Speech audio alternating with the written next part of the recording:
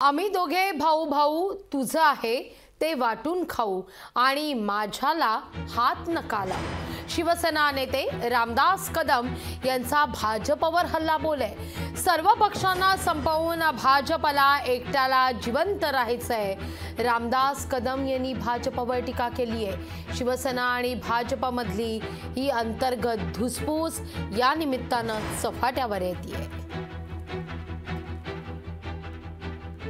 सगळ्या पक्षाला संपूर्ण तुम्हाला एकटा जिवंत राहायचं का भाजपला, असं त्यांचा निष्कर्ष नाही केलं। म्हणजे कसं होईल, आपण दोघे भाऊ भाऊ तुझं आहे ते वाटून खाऊ आणि माझ्या हात नको लावू, असं होता नाही।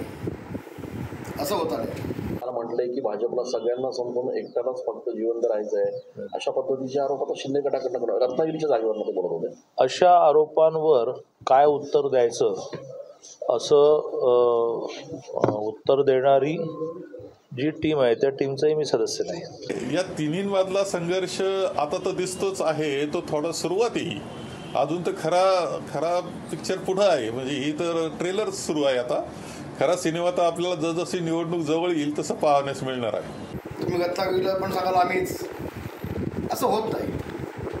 रत्नागिरीला पण सिटिंग जागा आहे ती शिवसेनेची आहे,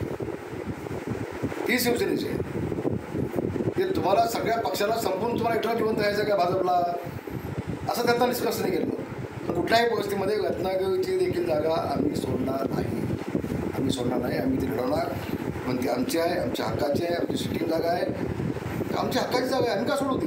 रायगड आणि रत्नागिरी या जागेवर महायुतीमध्ये सध्या वाद। मला माहित नाही महायुती, त्यावरती रामदास कदम असे म्हणाले। मला माहित नाही कोण रामदास कदम, त्यांचं ते बघतील ना, आम्ही आमच्याविषयी बोलू।